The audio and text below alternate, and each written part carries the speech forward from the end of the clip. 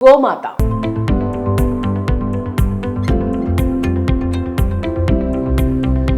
గోమాత జననం గురించి తెలుసుకుందాం. ఆవు పుట్టుక గురించి శతపథ బ్రాహ్మణంలో ఉంది. దక్ష ప్రజాపతి ప్రాణి సృష్టి చేసిన పిమ్మట కొంచెం అమృతంను త్రాగారు.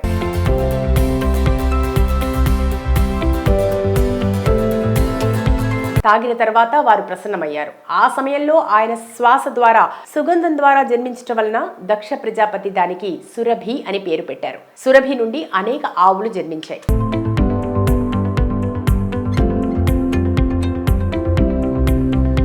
అందుకే సురభిని గోవంశానికి మాతగా జననిగా పరిగణిస్తారు. ఋగ్వేదంలో 4వ కాండలో 12వ సూక్తం గో సూక్తంగా గోమాత యొక్క మహత్యం వివరించబడింది. స్త్రీ సూక్తం, పురుష సూక్తం, మన్యు సూక్తం లాంటి పవిత్ర సూక్తాలతో పాటు గో సూక్తం కూడా చెప్పబడింది. గోవు రుద్రులకు తల్లిగా, వసువులకు పుత్రికగా, ఆదిత్యులకు సోదరిగా, నెయ్యి రూపాన అమృతంగా చెప్పబడింది. సముద్ర మథనం నుండి దేవతల కార్యసిద్ధికై సాక్షాత్తు సురభి వెలువడింది. కామధేనువుని చూసిన దేవతలంతా గొప్ప కాంతి గల ఆ ఆవుపై పుష్పాలు కురిపించారు. అప్పుడు అనేక విధములైన వాద్యములు మ్రోగించబడ్డాయి. లోకల్లో గో సంతతి వ్యాపించడానికి ఆమెయే ఆధారం. ఆ సురభి రోమకూపాల నుంచి కొన్ని లక్షల సంఖ్యలో గోవులు పుట్టాయి. గోవునందు చతుర్దశ భువనాలున్నాయని వేదం చెప్తుంది. అంటే గోవు పృథ్వీ రూపమని అర్థం. క్షీరసాగర మదన సమయంలో నంది, సుభద్ర, సురభి, సుశీల, బహుళ అనే 5 గోవులు ఉద్భవించాయని భవిష్య పురాణం తెలియజేస్తుంది. వీటినే కామధేనువులు అంటారు. 100 గోవుల చేత కూడి ఉన్న ఆ ధేనువు సురభిని నీటి మధ్య నుండి తీసుకొచ్చిందని స్కాంద పురాణం చెప్తోంది. ధేనూనామస్మి కామధుక్ అని గీతలో శ్రీకృష్ణుడు నేనే గోవునని చెప్పుకున్నాడు. గోవు లక్ష్మీ స్వరూపం. దీనికి ఒక పురాణ గాథ కూడా ఉంది. దేవతలందరూ వచ్చి గోవుతో, తల్లి మేమందరం నీ శరీరంలో నివసించడానికి కొంచెం భాగం ఇవ్వమని ప్రార్థిస్తే గోవు దేవతలందరికీ భాగం ఇవ్వటం జరిగింది. సురభి ఒకసారి తపస్సును ఆరంభించింది. బ్రహ్మదేవుడు ఆ తపస్సుకు మెచ్చి సంతుష్టుడయ్యాడు. సురభికి అమరత్వమును ప్రసాదించారు. త్రిలోకముల కన్నా పైన ఉండే స్వర్గాన్ని వరంగా ఇచ్చారు. దీనిని స్వర్గ గోలోకం అనే పేరుతో పిలుస్తారు. గోలోకంలో సురభి నిత్యం నివసిస్తూ ఉంటుంది. ఈమె కన్యలు, సుకన్యలు భూలోకంలో నివసిస్తాయి. ఈ గోలోకమునకు అధిపతి గోవిందుడు అనగా శ్రీకృష్ణుడు. శ్రీకృష్ణ పరమాత్ముడు గో ప్రేమికుడు అని అంతటా ప్రాచుర్యమైందే. స్పర్శ మాత్రం చేత గోవులు సర్వ పాపముల నుండి మానవులను విముక్తులను చేస్తాయి. ప్రతి దినము స్నానం చేసి గోవుని స్పృశించిన వాడు సర్వ పాపాల నుండి విముక్తుడవుతాడు. గోమయంలో లక్ష్మీదేవి, గోమూత్రంలో గంగాదేవి నివాసముంటారు. గోమూత్రము, గోమయాలతో నేల పరిశుద్ధము, పరిపుష్టము అవుతుంది. గోమయమును అగ్నితో శుద్ధి చేస్తే ఆ భస్మమే విభూతి అవుతుంది. ప్రతిదినము ఆవులకు నీరు త్రాగించి గడ్డిని మేతగా తినిపించే వారికి అశ్వమేధ యాగం చేసినంత పుణ్యం వస్తుంది. ఒక గోవు తన జీవిత కాలంలో సగటున 25,000 మందికి ఆకలి తీరుస్తుందని చెప్తూ గోవును వధిస్తే ఆ రాజ్యంలో అరాచకం పెరిగి ప్రజలు నశిస్తారని చెప్పారు.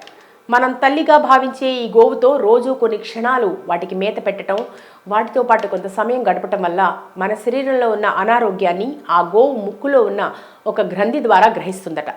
తర్వాత మేతకు వెళ్ళినప్పుడు మన రోగ నివారణకు కావలసిన మూలికలను, గడ్డిని తిని అందుకు తగిన విధంగా పాలిస్తుంది. ఆ పాలు తాగటం వల్ల మన వ్యాధి నయమవుతుంది. గోమాత కీర్తనం, శ్రవణం, దానం, ధర్మం, గోరక్షణం అన్నీ పుణ్యప్రదాలే. గోమాత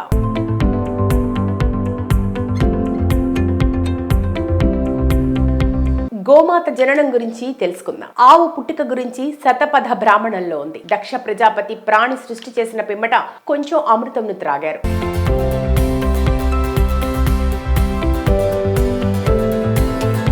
తాగిన తర్వాత వారు ప్రసన్నమయ్యారు. ఆ సమయంలో ఆయన శ్వాస ద్వారా సుగంధం ద్వారా జన్మించటం వలన దక్ష ప్రజాపతి దానికి సురభి అని పేరు పెట్టారు. సురభి నుండి అనేక ఆవులు జన్మించాయి.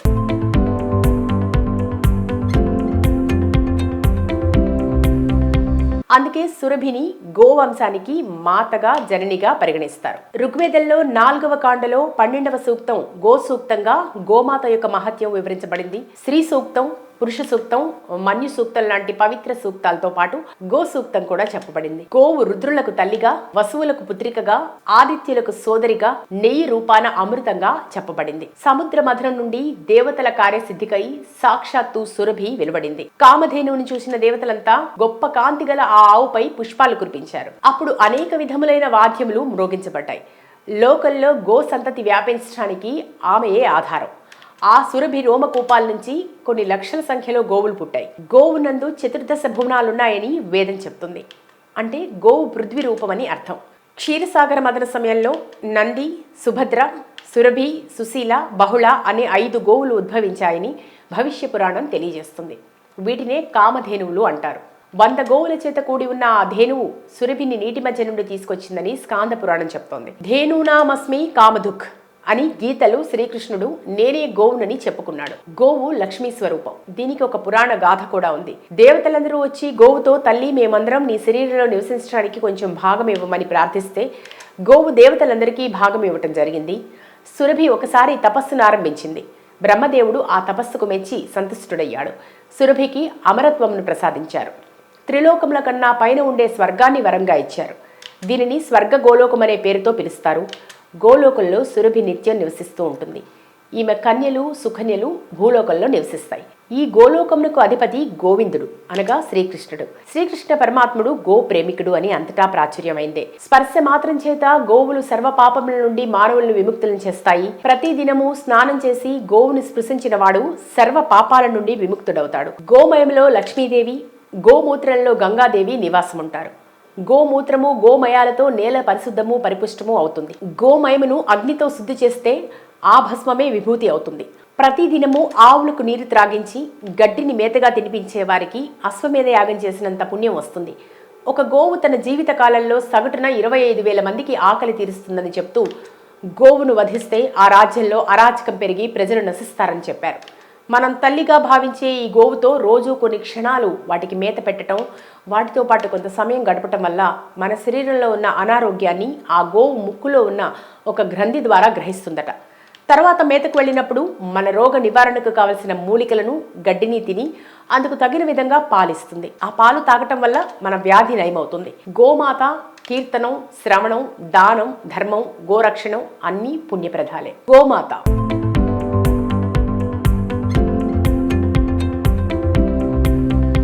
గోమాత జననం గురించి తెలుసుకుందాం. ఆవు పుట్టుక గురించి శతపథ బ్రాహ్మణంలో ఉంది. దక్ష ప్రజాపతి ప్రాణి సృష్టి చేసిన పిమ్మట కొంచెం అమృతంను త్రాగారు.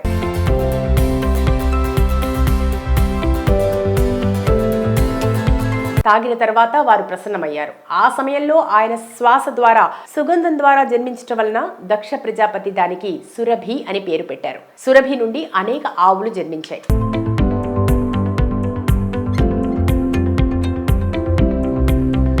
అందుకే సురభిని గోవంశానికి మాతగా, జననిగా పరిగణిస్తారు. ఋగ్వేదంలో 4వ కాండలో 12వ సూక్తం గో సూక్తంగా గోమాత యొక్క మహత్యం వివరించబడింది. శ్రీ సూక్తం, పురుష సూక్తం, మన్యు సూక్తం లాంటి పవిత్ర సూక్తాలతో పాటు గో సూక్తం కూడా చెప్పబడింది. గోవు రుద్రులకు తల్లిగా, వసువులకు పుత్రికగా, ఆదిత్యులకు సోదరిగా, నెయ్యి రూపాన అమృతంగా చెప్పబడింది. సముద్ర మథనం నుండి దేవతల కార్యసిద్ధికై సాక్షాత్తు సురభి వెలువడింది. కామధేనువుని చూసిన దేవతలంతా గొప్ప కాంతి గల ఆ ఆవుపై పుష్పాలు కురిపించారు. అప్పుడు అనేక విధములైన వాద్యములు మ్రోగించబడ్డాయి. లోకల్లో గో సంతతి వ్యాపించడానికి ఆమెయే ఆధారం. ఆ సురభి రోమకూపాల నుంచి కొన్ని లక్షల సంఖ్యలో గోవులు పుట్టాయి. గోవునందు 14 భువనాలున్నాయని వేదం చెప్తుంది. అంటే గోవు పృథ్వీ రూపమని అర్థం. క్షీరసాగర మదన సమయంలో నంది, సుభద్ర, సురభి, సుశీల, బహుళ అనే 5 గోవులు ఉద్భవించాయని భవిష్య పురాణం తెలియజేస్తుంది. వీటినే కామధేనువులు అంటారు.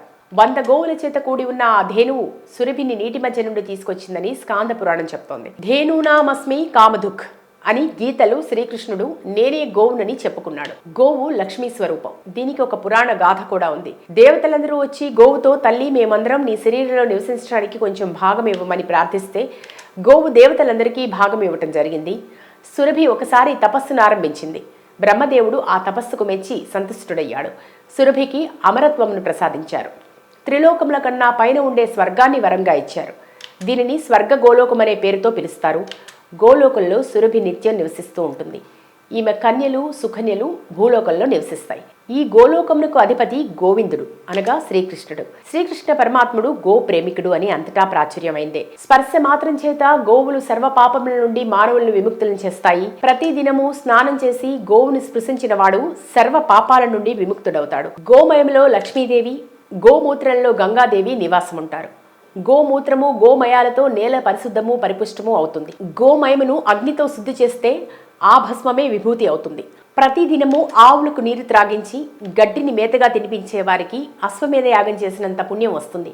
ఒక గోవు తన జీవిత కాలంలో సగటున 25,000 మందికి ఆకలి తీరుస్తుందని చెప్తూ గోవును వధిస్తే ఆ రాజ్యంలో అరాచకం పెరిగి ప్రజలు నశిస్తారని చెప్పారు.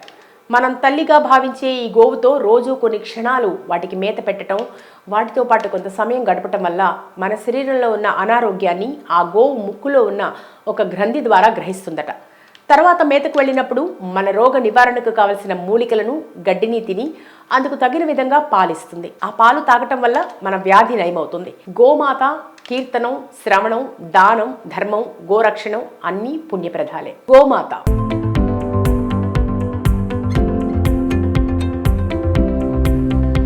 గోమాత జననం గురించి తెలుసుకుందాం. ఆవు పుట్టుక గురించి శతపథ బ్రాహ్మణంలో ఉంది. దక్ష ప్రజాపతి ప్రాణి సృష్టి చేసిన పిమ్మట కొంచెం అమృతంను త్రాగారు.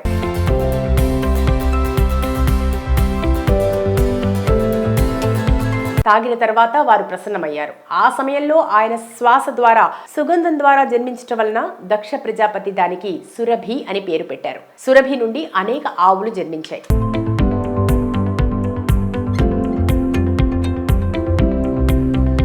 అందుకే సురభిని గోవంశానికి మాతగా, జననిగా పరిగణిస్తారు. ఋగ్వేదంలో 4వ కాండలో 12వ సూక్తం గో సూక్తంగా గోమాత యొక్క మహత్యం వివరించబడింది. శ్రీ సూక్తం, పురుష సూక్తం, మన్యు సూక్తం లాంటి పవిత్ర సూక్తాలతో పాటు గో సూక్తం కూడా చెప్పబడింది. గోవు రుద్రులకు తల్లిగా, వసువులకు పుత్రికగా, ఆదిత్యులకు సోదరిగా, నెయ్యి రూపాన అమృతంగా చెప్పబడింది. సముద్ర మథనం నుండి దేవతల కార్యసిద్ధికై సాక్షాత్తు సురభి వెలువడింది. కామధేనువుని చూసిన దేవతలంతా గొప్ప కాంతి గల ఆ ఆవుపై పుష్పాలు కురిపించారు. అప్పుడు అనేక విధములైన వాద్యములు మ్రోగించబడ్డాయి. లోకల్లో గో సంతతి వ్యాపించడానికి ఆమెయే ఆధారం. ఆ సురభి రోమకూపాల నుంచి కొన్ని లక్షల సంఖ్యలో గోవులు పుట్టాయి. గోవునందు చతుర్దశ భువనాలున్నాయని వేదం చెప్తుంది. అంటే గోవు పృథ్వీ రూపమని అర్థం. క్షీరసాగర మదన సమయంలో నంది, సుభద్ర, సురభి, సుశీల, బహుళ అనే 5 గోవులు ఉద్భవించాయని భవిష్య పురాణం తెలియజేస్తుంది. వీటినే కామధేనువులు అంటారు. 100 గోవుల చేత కూడి ఉన్న ఆ ధేనువు సురభిని నీటి మధ్య నుండి తీసుకొచ్చిందని స్కాంద పురాణం చెప్తోంది. ధేనూనామస్మి కామధుక్ అని గీతలు శ్రీకృష్ణుడు నేనే గోవునని చెప్పుకున్నాడు. గోవు లక్ష్మీ స్వరూపం. దీనికి ఒక పురాణ గాథ కూడా ఉంది. దేవతలందరూ వచ్చి గోవుతో, తల్లి మేమందరం నీ శరీరంలో నివసించడానికి కొంచెం భాగం ఇవ్వమని ప్రార్థిస్తే గోవు దేవతలందరికీ భాగం ఇవ్వటం జరిగింది. సురభి ఒకసారి తపస్సును ఆరంభించింది. బ్రహ్మదేవుడు ఆ తపస్సుకు మెచ్చి సంతుష్టుడయ్యాడు. సురభికి అమరత్వమును ప్రసాదించారు. త్రిలోకముల కన్నా పైన ఉండే స్వర్గాన్ని వరంగా ఇచ్చారు. దీనిని స్వర్గ గోలోకం అనే పేరుతో పిలుస్తారు.